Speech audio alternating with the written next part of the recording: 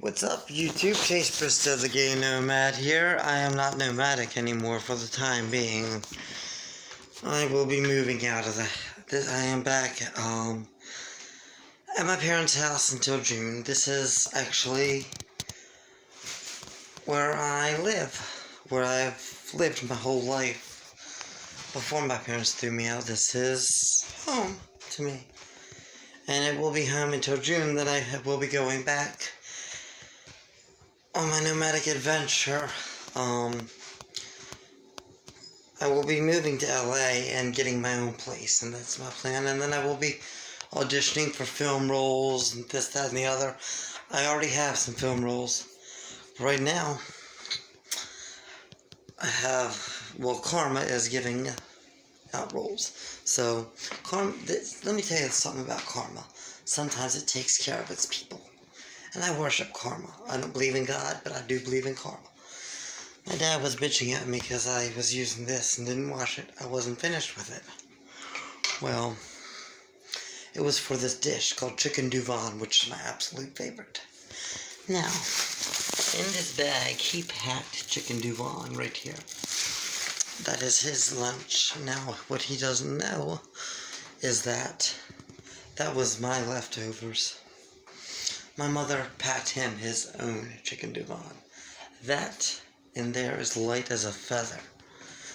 He took mine, but what he doesn't realize is Karma just bit him in the ass to take care of me because this has much more heft. This is more than what I left in mine. So Karma has a way of taking care of itself. I didn't have to do a damn thing at all. All I gotta do is keep my mouth shut about it. And, it took care of itself. The bitch, and he put my leftover Chicken Duvan in there. Oh, shit. I need to go out on the lanai and have a cigarette. Ain't nobody can really know I'm home. Where are my shoes? Oh. Here they are.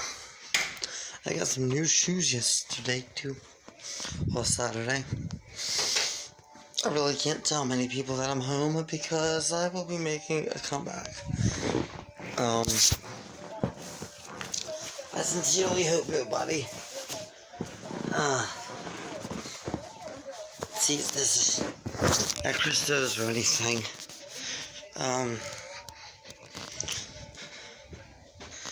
Because I want to surprise my friends at Christos. Every year, Ferndale Day will come around, and one of two things will happen. One, I'll either be in jail, or two, it'll be rained out. It's been that way for the past 10 years. Well, this year I don't have any court dates or anything, and I do not have, the only thing possible is it be rained out.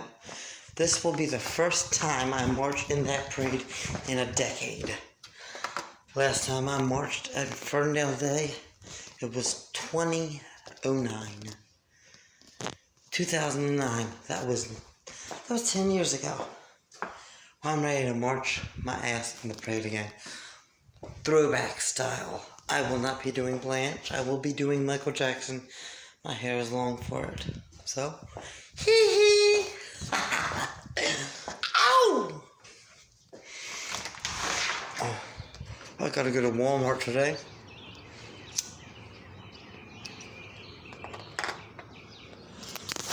I get a speaker for the occasion. Oh my god, my hair's gotten long. Oh, my face has gotten fat too. Well, this is where I live. This is my lanai. And this is my morning cigarette. And I gotta call Joe Cazzo and update him. He's gonna shit himself. When I call the Joe Cazzo show today, he will shit himself to find out that I'm home. And god damn, my face has gotten fat. Well, so let me tell you all what happened that got me here. there's a little plot twist to my nomadic adventure. So, something I didn't tell anybody or disclose, but seeing as though I'm home and don't have any means of getting out of the state anymore, I'm going to reveal something. I had bench warrants up here in Maryland for something that happened with an ex of mine, which is exactly why I only have sex with people if it means a place to stay and I'm on the streets. I am not gay. And since I have a place to stay with my parents, I am existentially asexual, which means I choose not to have sex, I choose not to suck dick, and I choose not to be with a man or a woman or in any relationship. I choose to be single, and I'm happily single. When I'm on the streets, I am what you call hobosexual, which means I will have sex if I run out of money. So he can treat me to dinner, or get me a hotel room, or let me crash in his bed, or on his couch. Aside from that, I'm happily single. I don't want a man. I don't want a woman. I do not want sex. I could die a happy man without if I could have sex. I could go the rest of my life without dick and die a happy man. I don't need anybody to make me happy. I'd make my own happiness. Aside from all that, though, I beat this guy up because he was bitching at me, cussing me out for a half hour, and smoking weed. I ran out of my cigarettes, or as I like to call them, lifesavers. Nobody wants to mess with me when I don't have a cigarette handy. Because I'm not just a fighter, I'm a biter. And I bit his nose. And it ended up with him taking a ride in the ambulance to a hospital and me taking a ride to a detention center. Now, I tried to make it to court once after, my public defender said 5 years in prison. After that, I went to a friend's house and overslept.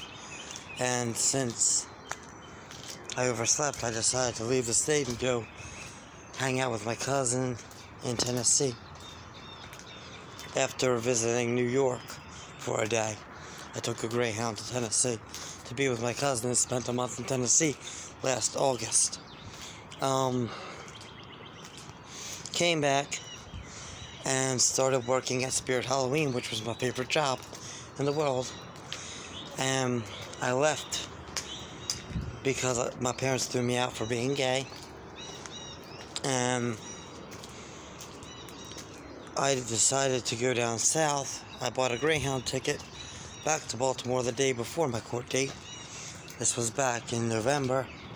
And I went out to have one of my lifesavers before I went on the bus to come back to Baltimore to attend court. And then I came back and the bus to Baltimore was leaving and the Greyhound station in Valdosta, Georgia was closed. And they said that I would have to buy a ticket the next day. For the next day. The next bus was the next day and they were closing soon. So I went on a nomadic adventure to LA to meet Betty White and everything, because I'm obsessed with the Golden Girls, and I was exhausted. It was the 25th of last month, and sat down in Beverly Hills and started panhandling because I was starving. And the police picked me up, ran my name, and said I had a warrant and took me into jail. Now, in LA, jails have gay dorms, so you can just bet your sweet ass that I was giving up some good blowjobs.